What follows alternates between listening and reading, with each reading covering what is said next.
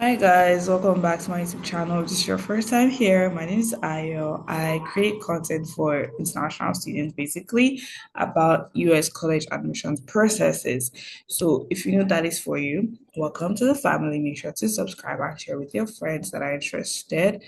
If you're a returning subscriber or a returning watcher, thank you so much. So I have been doing this series where I've been reviewing 15 fully funded schools for international students, basically to tell you whether or not the school is fully funded or not. Whether I'm going to continue this series, I'm not sure yet. So definitely make sure to let me know what you guys want me to do for the month of October. All right. Now, the school on our list, which is the last school. Like you guys, I finally finished this series. I've been on this series since I think February. Even though I took a break, but we're done. We're done. Okay. The last school on our list is Wellesley College. Wellesley College, first of all, if you're a guy, Wellesley College is for the girls, it's for the women. Okay, so I have a playlist, which is where I put all the schools that I have reviewed in one single playlist, and you can just watch school by school, video by video. So therefore, if that is something that you're interested in, I'm going to link it up here and also put it in my description box. So definitely make sure to go and watch it or watch them. Now, what are the things that you need to apply to Wellesley? You need to submit your common app or the coalition app, which is powered by Square, depending on what you want to do. Tutorial on the common app also going to be in my description box and link up here for you.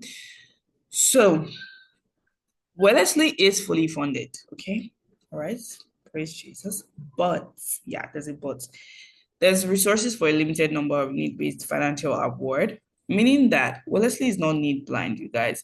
If Wellesley sees that they cannot meet your need, they are not going to accept you. That's if you're applying for need-based financial aid. They are not going to accept you, okay? But in the case whereby they accept you, they are going to fund the full amount of your calculated need. What is your calculated need? Your calculated need is what you need to attend the school. So you can't necessarily be filling out the form for financial aid and be talking about you don't have any money, okay? Because it's really competitive. And so you want to be able to present as a competitive applicant, you should have at least something to put towards your education. That's you and your family now. You need to apply November 1st if you are doing early decision. Again, the same thing.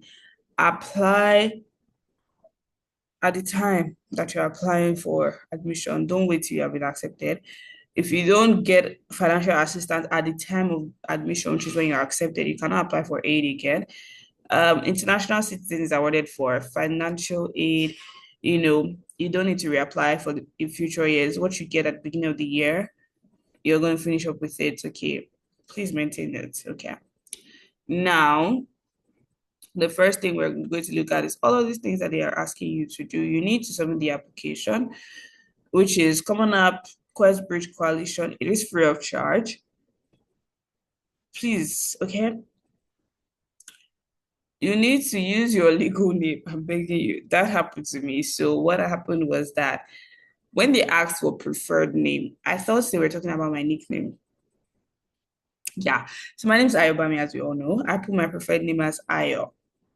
In all of my emails, they were responding to, they were just saying, hi, Ayo, hi, Ayo. I obviously did not see that something bad because it's my nickname. You can refer to me as that. I don't have a problem with it. It wasn't an issue. Until I got on campus. I was there to pick up my ID card. I was like, my name is Ayobami. They're like, we don't have any Ayobami here. Okay, what is your student number? It was when I said my student number, they were able to pull up my ID card. What was my ID card saying? Ayo Bakari was what my ID card was saying. And all of my documents, not documents, my portals, my student platform, everything was saying Ayo Bakari. But my name is actually Ayobami Bakari, like legal documents. So if I hadn't corrected that, all of the other documentation that was being created would have been saying Ayo Bakari. All right. So definitely make sure if you go by another name. And when I'm saying by another name, I mean that let's say your name is Ayo and your preferred name is Olu then or Ola. then that's when you put that as your preferred name and know that it is Ola that they're going to be using to refer to you every single time. Okay, you need to write 2 essays,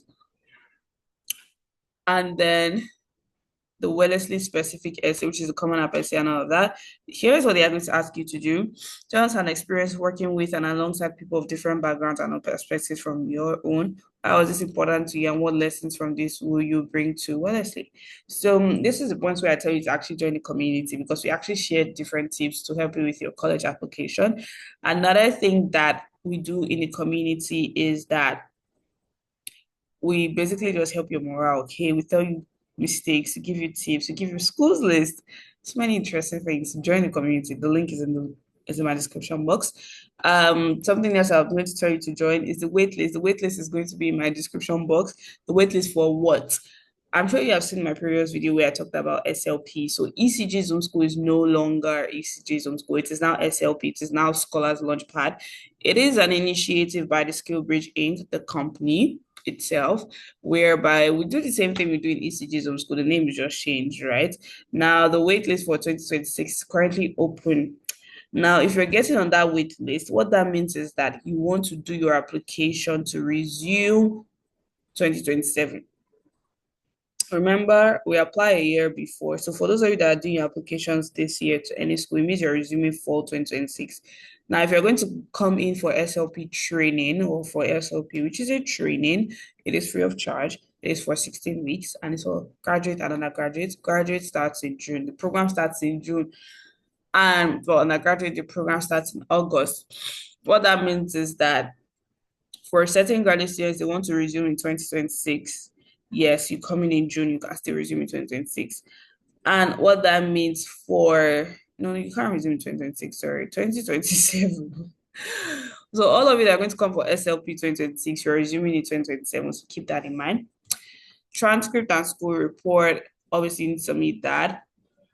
Letters of recommendation is, they need to, so those letters of recommendation, they need to be like good. They need to have, how do they know you? They don't just know that you're obedient. Have they seen you improve? Can they comment on your learning style? Test scores are optional. So they are optional for those applying for entry in fall 2026. So if you're applying for fall 2027, you need to come back here next year, 2026, and check whether they have extended it.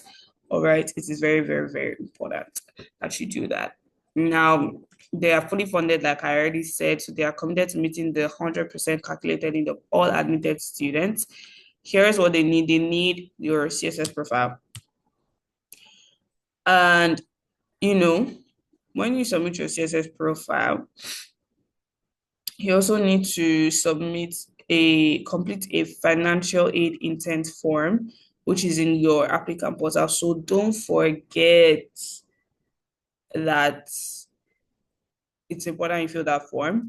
In the case that they do reach out to you regarding the submission of the CSS profile, they're going to include information on how to request a fee waiver.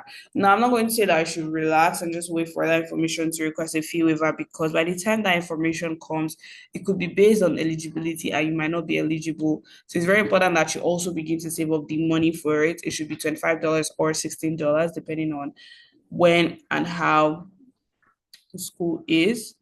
So that brings me to the end of this video. This video is very short, like I said, because of the fact that Wellesley is fully funded. You need your Common App and CSS profile.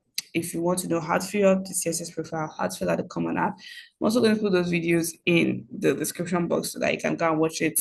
That brings me to the end of this series, guys. Thank you so much for being patient with me, for watching with me, and for subscribing. For those of you that are subscribed, first of you, subscribe now and join the community, okay? So I'll see you guys in my next video. Let me know what you guys want me to talk about in October, and I will see you next week.